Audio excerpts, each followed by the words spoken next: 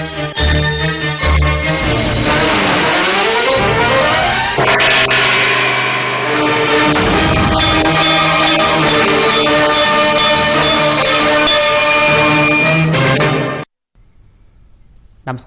ఘంటారావానికి స్వాగతం. ప్రధానాంశాలు. అనకాపల్లి జిల్లా పరవాడ ఫార్మా సిటీలో అగ్ని ప్రమాదం. కెమికల్ కర్మాగారంలో మంటలు, 2 సజీవ దహనం.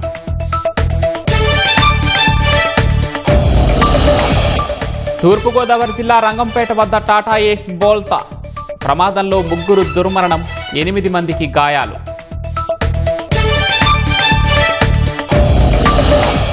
మద్యం కేసులో ఈడీకి దొరికిన హవాలా గుట్టు.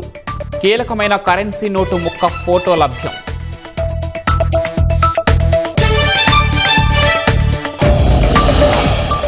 సాయికృష్ణ కేసులో సిట్ దర్యాప్తు వేగవంతం.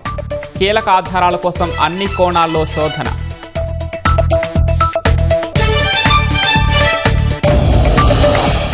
₹30,000 కోట్ల పెట్టుబడులు, 29,000 ఉద్యోగాలు. నేటి కేబినెట్ భేటీలో ఆమోదం తెలిపే అవకాశం.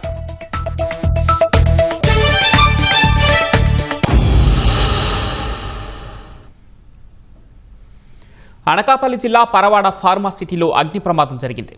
దక్షిణ ఎనర్జీ కెమికల్ కర్మాగారంలో మంటలు చెలరేగి 2 మృతి చెందినట్లు తెలుస్తోంది. వారిని త్రినాథ్ వెంకటేష్గా అధికారులు గుర్తించారు. మృతులు అచ్యుతాపురం వాసులుగా తెలుస్తోంది. 2 అగ్నిమాపక వాహనాలతో అగ్నిమాపక సిబ్బంది మంటలను అదుపు చేశారు. మరోవైపు పరవాడ ఫార్మా సిటీ అగ్ని ప్రమాదంపై సీఎం చంద్రబాబు విచారం వ్యక్తం చేశారు. బాధితులను ఆదుకోవాలని ఆదేశించారు. కలెక్టర్, ఎస్పీతో సహా హోంమంత్రి వంగలపూడి అనిత ఫోన్లో మాట్లాడి వివరాలు తెలుసుకున్నారు. సహాయ చర్యలు వేగవంతం చేయాలని ఆదేశాలు జారీ చేశారు. బాధిత కుటుంబాలకు ప్రభుత్వం అండగా ఉంటుందని హోంమంత్రి అనిత తెలిపారు. మరోవైపు ఇలాంటి ఘటనలు పునరావృతం కాకుండా చూడాలని స్థానికులు కోరుతున్నారు.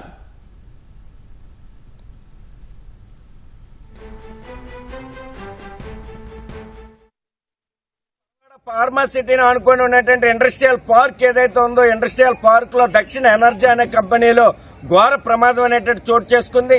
ఇప్పటికే 4 కార్మికులు మృతి చెందారనేటువంటి సమాచారం ఉంది. ఇప్పటికే 2 డెడ్ బాడీలు బయటకు కనబడుతూ ఉన్నాయి. కాలుతో ఉంది. ఏదైతే అగ్ని జరుగుతున్నటువంటి ప్రమాదం ఉందో, ఈ ప్రమాదంలో భారీ ఎత్తున మంటలు ఎగిసిపడుతూ ఉన్నాయి. అందుకని జిల్లా అధికార యంత్రాంగం ఇలాంటి పరిశ్రమ మీద సమగ్రమైన దర్యాప్తు చేయండి. ఇండస్ట్రియల్లో భద్రతా ప్రమాణాలు లేకపోవడం వల్ల నిండి ప్రాణాలు గాలిలో కలిసిపోతున్నాయి. అరిచేతిలో ప్రాణాలు పెట్టుకుని క్షణక్షణం భయాందోళనలో కార్మికులు విధులు నిర్వహిస్తూ ఉన్నారు. వాయువులు రిలీజ్ అవుతున్నాయి. కాబట్టి పొల్యూషన్ కంట్రోల్ బోర్డు అధికారులు అలాగే జిల్లా అధికార యంత్రాంగం దీని మీద సమగ్రమైన దర్యాప్తు చేయండి. సేఫ్టీ ఆడిట్ నిర్వహించకపోవడం వల్ల ఇలాంటి ప్రమాదాలు జరుగుతూ ఉన్నాయి.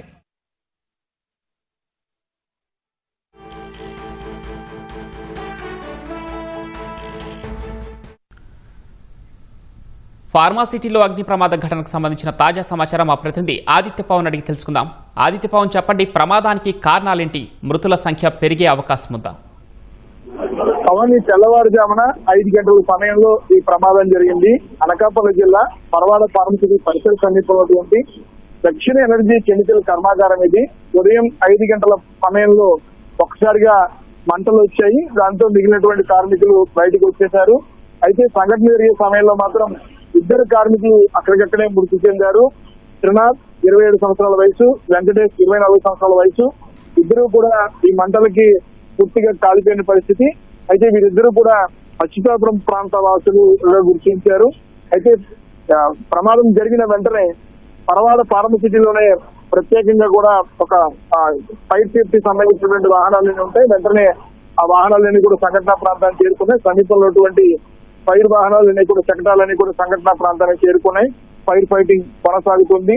ప్రధానంగా చూసుకున్నట్టయితే ఇది ప్లాస్టిక్ నుంచి ఇంధన వనరులు తీసేటువంటి పరిశ్రమ.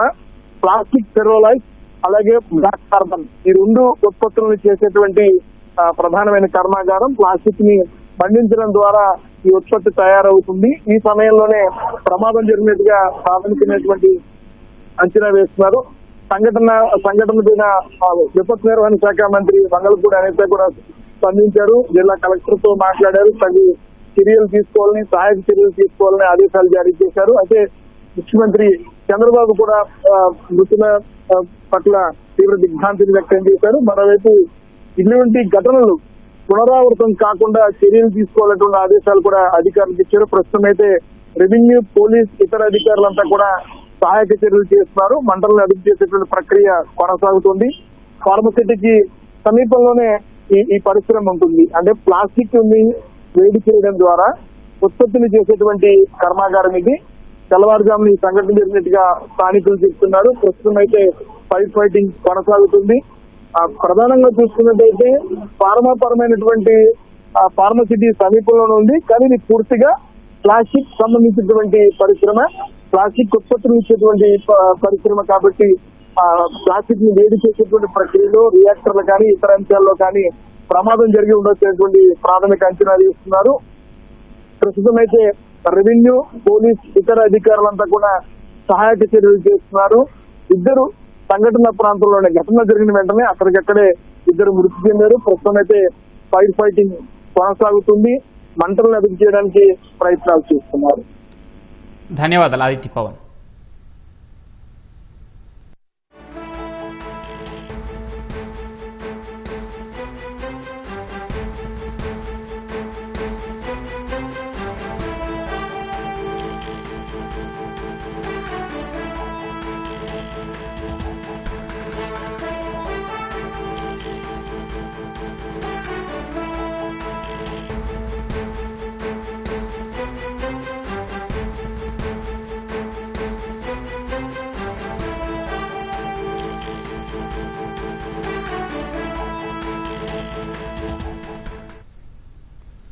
అనకాపల్లి జిల్లా పరవాడ ఫార్మా సిటీలో అగ్ని ప్రమాదం జరిగింది. దక్షిణ ఎనర్జీ కెమికల్ కర్మాగారంలో మంటలు చెలరేగి ఇద్దరు మృతి చెందినట్లు తెలుస్తోంది. వారిని త్రినాథ్ వెంకటేష్గా అధికారులు గుర్తించారు. మృతులు అచ్యుతాపురం వాసులుగా తెలుస్తోంది. 2 అగ్నిమాపక వాహనాలతో అగ్నిమాపక సిబ్బంది మంటలను అదుపు చేశారు. మరోవైపు పరవాడ ఫార్మా సిటీ అగ్ని ప్రమాదంపై సీఎం చంద్రబాబు విచారం వ్యక్తం చేశారు. బాధితులను ఆదుకోవాలని ఆదేశించారు.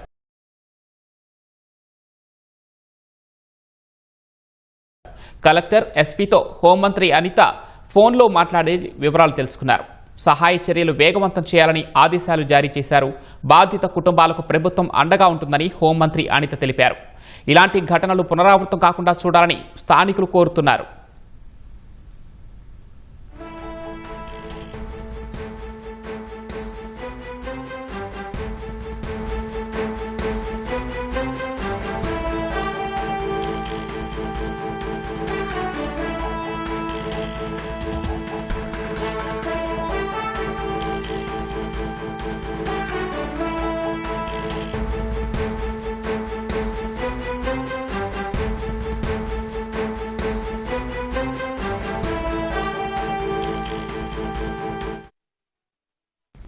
తూర్పుగోదావరి జిల్లా రంగంపేట మండలం ఒడిశలేరు రంగంపేట మధ్య తెల్లవారుజామున 3 గంటల సమయంలో ఘోర ప్రమాదం జరిగింది. టైర్ పంక్చర్ అయి అదుపు తప్పి టాటా ఏస్ వాహనం బోల్తా పడింది. ఈ ప్రమాదంలో 3 మృతి చెందగా మరో 8 మంది గాయపడ్డారు. వీరిని కాకినాడ జిల్లా సామర్లకోట, పిఠాపురం మండలం మల్లాం, జల్లూరు గ్రామాలకు చెందిన వారిగా గుర్తించారు. బాపట్ల జిల్లా కొల్లూరు ప్రాంతానికి నిర్మాణ పనుల నిమిత్తం వెళ్లిన 11 మంది రెడీ మిక్స్ వాల్స్ పనులు పూర్తి చేసుకుని మిగిలిన సామాగ్రితో బయలుదేరారు. మరో 30 నిమిషాల్లో గమ్యస్థానాలకు చేరుకుంటారనగా ఈ దుర్ఘటన జరిగింది. ఈ ప్రమాదంలో సామర్లకోటకు చెందిన మసకపల్లి బాబు, మురమర్ల రాజు, కాకడ రాజు ప్రాణాలు కోల్పోయారు. మిగిలిన వారికి స్వల్ప గాయాలు కావడంతో 108 వాహనాల్లో పెద్దాపురం ప్రభుత్వ ఆసుపత్రికి తరలించారు. మృతదేహాలను రాజమహేంద్రవరం జీజీహెచ్కు తరలించారు.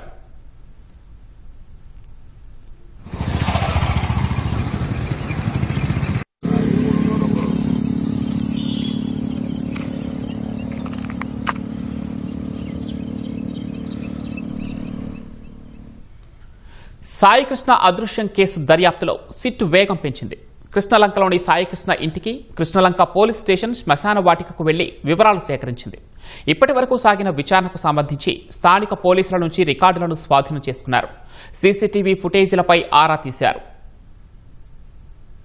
సాయికృష్ణ అదృశ్యం కేసులో సిట్ సభ్యులైన అల్లూరి సీతారామరాజు జిల్లా ఎస్పీ అమిత్ బర్దర్, పశ్చిమ గోదావరి జిల్లా ఎస్పీ అద్నాన్ నయీం అస్మి, బాపట్ల జిల్లా అదనపు ఎస్పీ సుధాకర్ దర్యాప్తు వేగవంతం చేశారు. సోమవారం ఉదయం కృష్ణలంకలోని సాయికృష్ణ నివాసానికి సిట్ బృందం వెళ్లింది. మధ్యాహ్నం 2 గంటల వరకు కుటుంబ సభ్యులను విచారించింది. సాయికృష్ణ తల్లి విజయలక్ష్మి, మేనమామలు నాగేశ్వరరావు, నవరంగ్, పిన్ని న్యాయవాది అయిన కనకదుర్గ వాంగ్మూలాలను నమోదు చేశారు. సాయికృష్ణను మార్కాపురం నుంచి పోలీసులు విజయవాడకు తీసుకొచ్చారని, స్టేషన్లో చిత్రహింసలకు గురి చేసి చంపేశారని సిట్ సభ్యుల దృష్టికి తీసుకొచ్చినట్లు తెలిసింది. తరువాత శవాన్ని దహనం చేసి బూడిద కూడా లేకుండా చేశారని వివరించారు. అనంతరం సాయికృష్ణ మేనమామ నవరంగ్ మీడియాతో మాట్లాడుతూ ముఖ్యమంత్రి హామీ మేరకు న్యాయం జరుగుతుందన్న నమ్మకం ఉందన్నారు. ఈ కేసులో బాధ్యులైన వారందరిపై చర్యలు తీసుకోవాల్సిందిగా కోరినట్లు చెప్పారు. సాయంత్రం 5 గంటలకు కృష్ణలంక స్టేషన్కు సిట్ బృందం చేరుకుంది. అక్కడే గంటన్నర పాటు ఎస్పీలు అస్మి, అమిత్ బర్దర్ పరిశీలించారు. 2 అంతస్తుల్లోని అన్ని గదులు, మరుగుదొడ్లు, లాకప్లను చూశారు. క్లూస్ టీం, ఫోరెన్సిక్ బృందంతో కలిసి ఆధారాల కోసం అన్వేషించారు. స్టేషన్ ప్రాంగణాన్ని పరిశీలించారు. స్టేషన్లోని కొందరు సిబ్బందిని పిలిచి ప్రశ్నించారు. సాయికృష్ణను ఎప్పుడు తెచ్చారు, స్టేషన్లో ఏం జరిగింది అన్న వాటి గురించి ప్రశ్నించి వివరాలు రాబట్టినట్లు సమాచారం. వీరి స్టేట్మెంట్లు, వేలిముద్రలను తీసుకున్నారు. అనంతరం ఈ బృందం కృష్ణలంకలోని స్వర్గపురికి చేరుకుంది. అక్కడి కంప్యూటర్లో ఆయా తేదీల్లో దహనం చేసిన మృతదేహాల వివరాలను పరిశీలించి సిబ్బందిని అడిగి వివరాలు తెలుసుకున్నారు. విద్యుత్ దహన వాటిక ఆపరేటర్ను విచారించిన అనంతరం కాటికాపరి శివను పిలిచి ప్రశ్నించారు. సీసీ కెమెరాలు ఎక్కడెక్కడ ఉన్నాయి, ఎంతమంది సిబ్బంది పనిచేస్తున్నారు, పోలీసులు అనాథ శవాన్ని తీసుకొచ్చారా అని సిబ్బందిని అడిగారు. విచారణ అనంతరం బయటకొచ్చి స్వర్గపురి రోడ్డులో ఎక్కడెక్కడ సీసీ కెమెరాలు ఉన్నాయో పరిశీలించారు. వాటి ఫుటేజీల గురించి ఆరా తీశారు. మద్యం కుంభకోణం కేసుకు సంబంధించి ఈడీ దర్యాప్తులో యాదృచ్ఛికంగా దొరికిన ఓ హవాలా నెంబర్ కీలకంగా మారింది. దీని ద్వారా అనేక లావాదేవీలు జరిగినట్లు, ఇంకా చాలా మందికి ఈ హవాలా నెట్వర్క్తో సంబంధం ఉన్నట్లు అనుమానిస్తున్నారు. మద్యం రవాణా కేసు నిందితుడి ఇంట్లో జరిపిన సోదాల్లో లభించిన హవాలా ఆధారం ఇప్పుడు 195 కోట్ల రూపాయల కుంభకోణంగా లెక్కగట్టిన పోలీసులు ఈ కేసుతో పాటు మరెన్నో కేసుల చిక్కుముడి విప్పనున్నట్లు తెలుస్తోంది. ఆంధ్రప్రదేశ్ బేవరేజెస్ కార్పొరేషన్ లిమిటెడ్ డిపోల నుంచి దుకాణాలకు మద్యం సరఫరాలో పెద్ద ఎత్తున అవినీతి జరిగిందన్న ఆరోపణలపై ఈడీ కేసు నమోదు చేసి దర్యాప్తు జరుపుతోంది. ఏపీబీసీఎల్ ఎండీగా పనిచేసిన వాసుదేవరెడ్డి, వైసీపీ హయాంలో మద్యం వ్యవహారంలో కీలకంగా పనిచేసిన రాజ్ కిసిరెడ్డిలతో పాటు మాజీ మంత్రి కారుమూరి నాగేశ్వరరావు కుమారుడు సునీల్ కుమార్ ను ఈడీ ఇప్పటికే అరెస్ట్ చేసింది. దర్యాప్తులో భాగంగా ఈడీ అధికారులు నాగేశ్వరరావు, సునీల్ కుమార్ల ఇంట్లో నిర్వహించిన సోదాల్లో ఈడీ అధికారులకు అనూహ్యంగా ఒక కీలక ఆధారం లభించింది. వారి ఇంట్లో స్వాధీనం చేసుకున్న ఫోన్ను పరిశీలించినప్పుడు ఒక కరెన్సీ నోటు ముక్క ఫోటో కనిపించింది. దాన్ని ఒక నెంబర్కు పంపినట్లు అధికారులు గుర్తించారు. హవాలా మార్గంలో లావాదేవీలన్నీ ఇలా సగం నోటు ముక్కతోనే నడుస్తాయి. ఉదాహరణకు లెక్కల్లోకి రాకుండా హైదరాబాద్ నుంచి డబ్బును ముంబైకి బదిలీ చేయాలంటే ఆ డబ్బును ఇక్కడున్న హవాలా ఏజెంట్కి ఇస్తారు. ఆ ఏజెంట్ ఇచ్చే సగం నోటు ముక్కను ఫోటో తీసి ముంబైలోని తమ వారికి పంపిస్తారు. ఆ వ్యక్తి ముంబైలో ఉన్న హవాలా ఏజెంట్కు ఈ నోటు ముక్క ఫోటో చూపితే అక్కడ డబ్బిచ్చేస్తారు. ఇదంతా అనధికారికమే కాబట్టి పెద్ద మొత్తంలో జరిగే లావాదేవీలన్నీ ఇలా హవాలా మార్గంలోనే నడిపిస్తుంటారు. వైసీపీ ప్రభుత్వంలో 195 కోట్ల రూపాయల మద్యం సరఫరా కాంట్రాక్టును Sigma supply chain solutions private limited Prasad transport కు కట్టబెట్టారు.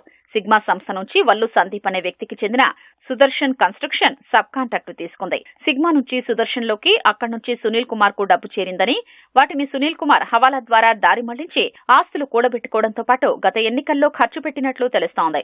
ఇప్పటి వరకు హవాలా ద్వారా లావాదేవీలు జరిగినట్లు గుర్తించారు తప్ప నిర్దిష్టమైన ఆధారాలేవీ లభించలేదు. మొదటిసారి సునీల్ కుమార్ ఇంట్లో లభించిన నోటు ముక్క ఫోటో తిరుగులేని ఆధారంగా భావిస్తున్నారు. ఈ మొత్తం కుంభకోణం విలువ 195 కోట్లుగా ఈడీ లెక్కగట్టగా అందులో అధిక శాతం డబ్బు ఎటు మళ్లిందనేది ఈ ఒక్క ఆధారం బట్టబయలు చేయనుందని భావిస్తున్నారు. ఈ నోటు ముక్క ఫోటోను ఎవరికి పంపారో గుర్తించి ఆ వ్యక్తిని విచారించనున్నారు. దాని ద్వారా మరిన్ని లావాదేవీలు బయటపడే అవకాశం ఉంది.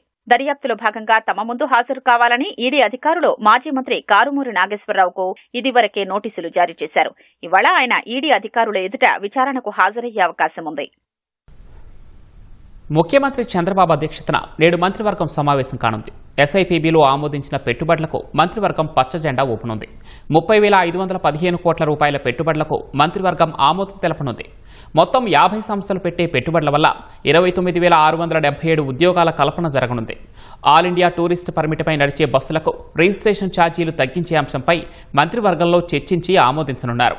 అమరావతి క్వాంటమ్ వ్యాలీలో 10 సంస్థల ఏర్పాటుకు కేబినెట్ ఆమోదం తెలపనుంది. తల్లికి వందనం నిధుల విడుదలకు ఆమోదం తెలిపే అవకాశం ఉంది. కేబినెట్ ఎజెండా తర్వాత 2 ఏళ్ల కూటమి పాలనపై చర్చించే అవకాశం ఉంది. 2 ఏళ్ల పాలనకు సంబంధించి డీటెయిల్డ్గా వివరించాలని మంత్రులకు సీఎం చంద్రబాబు ఆదేశాలు ఇవ్వనున్నారు. ముఖ్యమంత్రి చంద్రబాబు పాలనలో కక్ష సాధింపు చర్యలు ఉండవని మంత్రి నారాయణ స్పష్టం చేశారు. రాజకీయ లబ్ధి పొందేందుకే వైసీపీ నాయకులు లేనిపోని ఆరోపణలతో రాద్ధాంతం చేస్తున్నారని మండిపడ్డారు. ఎమ్మెల్సీ చంద్రశేఖర్ రెడ్డి కళాశాలకు నోటీసులు ఇచ్చారని నిరసనకు దిగటం అర్ధరహితమన్నారు. నిబంధనలు ఉల్లంఘిస్తే నోటీసులు ఇవ్వటం సహజమన్నారు. నిబంధనలు సరిచేసుకుంటే పరిష్కారమయ్యే సమస్యకు రోడ్డెక్కి ఆందోళన చేయాల్సిన అవసరం లేదన్నారు. ఇన్స్టిట్యూషన్స్ కి కొన్ని రూల్స్ రెగ్యులేషన్స్ ఉంటాయి. ఆ రూల్స్ రెగ్యులేషన్స్ ఎవరైనా పాటించాల్సిందే. ఎవరైనా, ఆయన మంత్రి అయినా, ఎమ్మెల్యే అయినా, అలాంటి ఎమ్మెల్సీ అయినా ఎవరైనా పాటించుకుంటే ఆ యొక్క బాడీ ఏదైతే ఉందో ఆ రూల్స్ రెగ్యులేషన్స్ చూసే బాడీ వాళ్ళు నోటీసులు ఇస్తారు, ఇన్స్పెక్షన్స్ చేస్తారు, అన్నీ చేస్తారు. తప్పదు, అది సిస్టమ్. ఆయన ఇన్స్టిట్యూషన్కి ఏదో నోటీసులు ఇచ్చారు, ఇలాంటి ఇచ్చారని దాన్ని హైప్ చేసుకోవడానికి ఎమ్మెల్సీలు అందరినీ పిలవటం, దాన్ని హంగామా చేయటం ఇవన్నీ కరెక్ట్ కాదు. అట్టయితే నేను రోజు చేసి ఉండాలి. 2019-24లో ప్రతిరోజు చేసి ఉండాలి. వాళ్ళు చేసిన అరాచకాలకి నేను ప్రతిరోజు ఇదే పని చేయను, ఎప్పుడు చేయలేదండి. అంతెందుకు ఈరోజు నేను మినిస్టర్ని రాష్ట్రంలో. మొన్న ఈవినింగ్ నాకు గంటా శ్రీనివాస్ గారు మా వీంకుడు ఫోన్ చేశారు రాత్రి 11 గంటలకి. ఏమైంది, భీమవరంలో ఒక స్కూల్కి నోటీస్ ఇచ్చారంట, దాన్ని క్లోజ్ చేస్తామంట నారాయణదని. అయ్యా నాకు తెలియదు, వాళ్ళు చూసుకుంటున్నారు పిల్లలని చెప్పా. నేను చాలా క్లియర్ చేస్తా, ఇది కక్షపూరిత ప్రభుత్వం కాదు. సీఎం గారు చాలా క్లియర్. ప్రశాంతంగా ఉండాలి రాష్ట్రం, ప్రశాంతంగా ఉంటేనే పెట్టుబడులు వస్తాయి. గత ముఖ్యమంత్రి అరాచకాలు చేయటం వల్లే ఉన్న పెట్టుబడులు వెళ్ళిపోయినాయి. ఈరోజు 25% పెట్టుబడులు రాష్ట్రానికి వచ్చినాయంటే రాష్ట్రంలో ఎంతో ప్రశాంతంగా జరగబట్టే ఈరోజు భారతదేశంలో వచ్చిన మొత్తం పెట్టుబడులు 25% రాష్ట్రానికి వచ్చినాయి. రాష్ట్రంలోని 5 బోధనాసుపత్రుల్లో కృత్రిమ అవయవాల తయారీ యూనిట్లు ఏర్పాటు కానున్నాయి. దివ్యాంగులకు అవసరమైన కృత్రిమ కాళ్లు, చేతులు, వీల్ చైర్లు, వినికిడి పరికరాలు, ఇతర ఉపకరణాలు ఈ కేంద్రాల్లో తయారవుతాయి. ముఖ్యమంత్రి చంద్రబాబు రాసిన లేఖకు స్పందించిన కేంద్ర ప్రభుత్వం రాష్ట్రంలో ఈ యూనిట్ల ఏర్పాటుకు ముందుకొచ్చింది. కేంద్ర సామాజిక న్యాయ సాధికారత మంత్రిత్వ శాఖ ఆధ్వర్యంలో దేశవ్యాప్తంగా 102 తయారీ కేంద్రాలు నడుస్తున్నాయి. 2030 నాటికి మరో 300 కేంద్రాలను ఏర్పాటు చేయాలని లక్ష్యంగా పెట్టుకున్నారు. ఈ నేపథ్యంలో రాష్ట్రంలో జిల్లాకు తయారీ కేంద్రం చొప్పున ఏర్పాటు చేయాలని కేంద్రానికి సీఎం లేఖ రాశారు. తొలి విడతగా విశాఖ, విజయవాడ, ఒంగోలు, కర్నూలు, తిరుపతి బోధనాసుపత్రుల్లో కేంద్రాల ఏర్పాటుకు కేంద్ర ప్రభుత్వం ముందుకొచ్చిందని వైద్య ఆరోగ్య శాఖ మంత్రి సత్యకుమార్ వెల్లడించారు. కృత్రిమ అవయవాల తయారీ, మరమ్మతులకు అవసరమైన సిబ్బందిని నియమిస్తారని తెలిపారు. దివ్యాంగులకు పరికరాలను అమర్చి శిక్షణ ఇచ్చే ప్రాంగణాలు అందుబాటులోకి వస్తాయని పేర్కొన్నారు. బోధనాసుపత్రుల్లో వసతుల పరిశీలనకు భారతీయ కృత్రిమావయవాల తయారీ సంస్థ ప్రతినిధులు సోమవారం రాష్ట్రానికి వచ్చారు. మహిళా శిశు దివ్యాంగుల సంక్షేమ శాఖ కార్యదర్శి Suryakumari, secondary health director Chakradhar Babu తదితరులతో సమావేశమయ్యారు. అనంతరం నిర్దేశిత బోధనాసుపత్రుల్లో యూనిట్ల ఏర్పాటుకు అవసరమైన స్థలాలు, నిర్మాణాలు, ఇతర వసతులను పరిశీలించారు. 25 ఏళ్లుగా క్యాన్సర్ బాధితులకు విశేష సేవలు అందిస్తున్న బసవతారకం ఇండో అమెరికన్ క్యాన్సర్ ఆసుపత్రి లక్షల ఖరీదైన వైద్యాన్ని నిరుపేదలకు సైతం అందుబాటులోకి తీసుకొచ్చింది. ఆసుపత్రిలో చికిత్స పొంది ప్రాణాంతక వ్యాధిని జయించిన వారు రజతోత్సవ వేడుకల్లో తమ అనుభవాలను పంచుకున్నారు. ఆసుపత్రి సిబ్బంది తమకు పునర్జన్మ ప్రసాదించారంటూ కృతజ్ఞతలు తెలిపారు. దేశవ్యాప్తంగా ఏటికేడు క్యాన్సర్ బాధితుల సంఖ్య గణనీయంగా పెరుగుతోంది. అందులోనూ పేద, మధ్యతరగతి వారు ఈ వ్యాధి బారిన పడితే కుటుంబమంతా ఆర్థికంగా చితికిపోయే పరిస్థితి. అలాంటి వ్యాధి సోకినప్పుడు బసవతారకం ఇండో అమెరికన్ క్యాన్సర్ ఆసుపత్రి తమకు అండగా నిలిచిందని పలువురు క్యాన్సర్ సర్వైవర్లు కృతజ్ఞతలు తెలిపారు. రజతోత్సవ వేడుకల వేళ పలువురు క్యాన్సర్ విజేతలు ఆసుపత్రిలో అందిన వైద్య సేవలు, వైద్యులు చికిత్స అందించిన తీరును గుర్తు చేసుకున్నారు. అతి తక్కువ ఖర్చుతో ఆసుపత్రిలో వైద్యం అందించడం వల్లే తాము కొత్త జీవితం ప్రారంభించామన్నారు. బసవతారకం హాస్పిటల్లో బాబుకి క్యూర్ అయిందండి. సెకండ్ టైం కూడా వచ్చింది. అయినా కూడా చాలా బాగా చూస్తున్నారు డాక్టర్స్, బాగా కేర్ తీసుకుంటున్నారు సిస్టర్స్, అండ్ టీమ్ అంతా కూడా చాలా బాగా చూస్తున్నారు. నాకు లాస్ట్ 6 or 7 years బ్యాక్ ఇక్కడ గడ్డ రావడం జరిగింది. లైక్ అది క్యాన్సర్ గడ్డ. అది ఎక్కడికి వెళ్ళాలి అంటే అప్పుడు ఏ హాస్పిటల్స్ తెలియకుండా స్టార్టింగ్.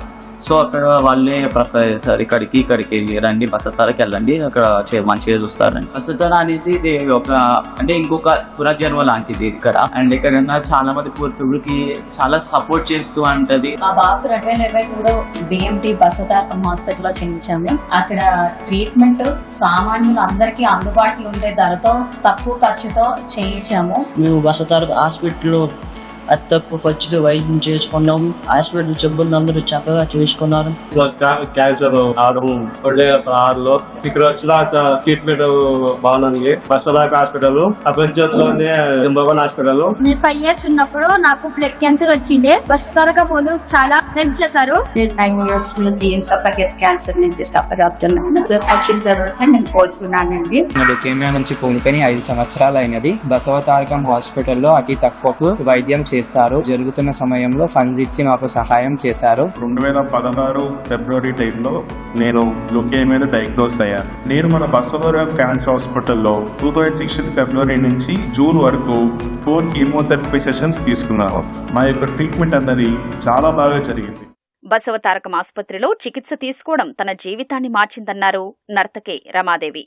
రజతోత్సవ వేడుకల్లో నృత్య ప్రదర్శన చేసి ఆమె ఆకట్టుకున్నారు. డాక్టర్ సెంథిల్, డాక్టర్ సుబ్రహ్మణ్యేశ్వరరావు నింపిన ధైర్యం తనను త్వరగా కోలుకునేలా చేసిందన్నారు. ఏపీలోని అనంతపురానికి చెందిన స్వప్న 10వ తరగతిలో క్యాన్సర్ బారిన పడగా ఎలాంటి ఖర్చు లేకుండా చికిత్స అందించినట్లు చెప్పారు. మనకి రోగం రావటం ఒక ఎత్తు అయితే ఆ రోగాన్ని ట్రీట్ చేసే అట్మాస్ఫియర్ అనేది చాలా ఇంపార్టెంట్. అది ఇంట్లో కానీ హాస్పిటల్లో కానీ. ఇక్కడకు వచ్చినప్పుడు సెంథిల్ గారి ఆ నవ్వు మొహంతో అసలు ఇంతేనా అని అనిపించింది.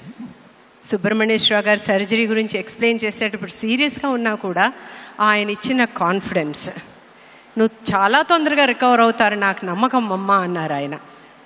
ఆ నమ్మకం 3 నెలల్లో I was able to perform at Tirumala Tirupati Venkateswara Swami. నేను 10th చదివే అప్పుడు నాకు బోన్ క్యాన్సర్ రావడం జరిగింది. నేను అనంతపూర్లో హాస్పిటల్స్ చాలా చూయించుకున్నాను, నాకు ఎక్కడా బాగా అవ్వలేదు. తర్వాత నాకు గవర్నమెంట్ హాస్పిటల్లో బసవతారకం హాస్పిటల్ ప్రిఫర్ చేశారు. తర్వాత ఆపరేషన్ చేయించాలని చెప్పారు. నాకు ఆపరేషన్ చాలా సక్సెస్ఫుల్గా జరిగింది. ఇక్కడ ఇప్పుడు నేను ఇలా ఉండడానికి కారణం Balakrishna sir, Basavatarakam hospital. Cancer వల్ల స్వరపేటిక కోల్పోయి లారెంజెక్టమీ సర్జరీ ద్వారా తిరిగి మాట్లాడుతున్న వారు రజతోత్సవ వేడుకల్లో జాతీయ గీతాలాపన చేసి స్ఫూర్తిని నింపారు. పశ్చిమాసియాలో ఇటీవల జరిగిన పరిణామాల నేపథ్యంలో తమ రక్షణ వ్యవస్థను పటిష్టం చేసుకునే దిశగా యుఏఈ వేగంగా అడుగులు వేస్తోంది. ఇందులో భాగంగా అత్యాధునిక రక్షణ ఆయుధాల కోసం భారత్ వైపు చూస్తోంది. సూపర్సోనిక్ క్రూయిజ్ క్షిపణి బ్రహ్మోస్ గగనతల రక్షణ వ్యవస్థ ఆకాశ్ తీర్లను కొనుగోలు చేసేందుకు భారత్తో యుఏఈ ప్రాథమిక స్థాయి చర్చలు ప్రారంభించినట్లు తెలుస్తోంది. ఇటీవల ఇరాన్, ఇజ్రాయెల్, అమెరికా మధ్య ప్రాంతీయ ఘర్షణల సమయంలో ఎదురైన క్షిపణి డ్రోన్ దాడుల ముప్పును యుఏఈ తీవ్రంగా పరిగణిస్తోంది.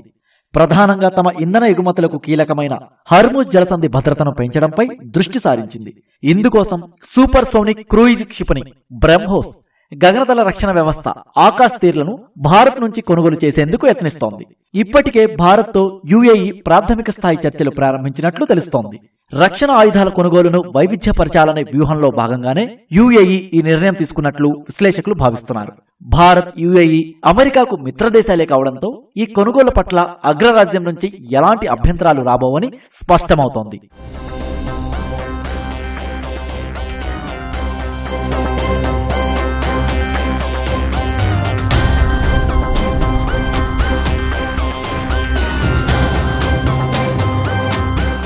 భారత్, రష్యా సంయుక్తంగా అభివృద్ధి చేసిన బ్రహ్మోస్ ప్రపంచంలోనే అత్యంత వేగంగా దూసుకెళ్లే క్రూయిజ్ క్షిపణుల్లో ఒకటి. దీన్ని భూమి, సముద్రం, గగనతలం నుంచి ప్రయోగించవచ్చు. బ్రహ్మోస్ ఎగుమతికి రష్యా అనుమతి తప్పనిసరి అయినప్పటికీ యుఏఈతో రష్యాకున్న సత్సంబంధాల దృష్ట్యా అది పెద్ద అడ్డంకి కాబోదని అధికార వర్గాలు చెబుతున్నాయి. మరోవైపు ఆకాశ్ తీర్ అనేది ప్రభుత్వ రంగ సంస్థ భారత్ ఎలక్ట్రానిక్స్ లిమిటెడ్ BEL సైన్యంతో కలిసి అభివృద్ధి చేసిన ఆటోమేటెడ్ ఎయిర్ డిఫెన్స్ సిస్టమ్. ఇప్పటికే యుఏఈ వద్ద ఉన్న అమెరికన్ ప్యాట్రియట్, థర్డ్ లాంటి సిస్టమ్స్ ను మరింత పటిష్టంగా సమన్వయం చేసేందుకు ఆకాశ్ తీర్ టెక్నాలజీ ఎంతో ఉపయోగపడుతుందని రక్షణ నిపుణులు అంచనా వేస్తున్నారు.